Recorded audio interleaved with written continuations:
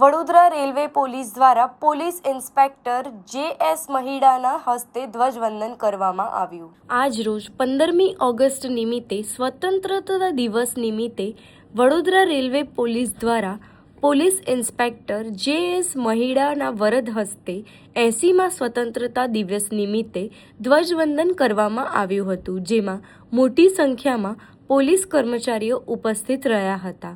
તમામ પોલીસ કર્મચારીઓનું પેંડા ખવડાવીને મોઢું મીઠું કરાવવામાં આવ્યું હતું અને પોલીસ ઇન્સ્પેક્ટરે વડોદરાના તમામ લોકોને સ્વતંત્ર દિવસની શુભકામનાઓ પાઠવી હતી।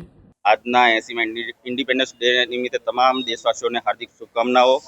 તમામને આ દેશની પ્રગતિમાં સહભાગી થવા માટે અપીલ કરીએ છીએ।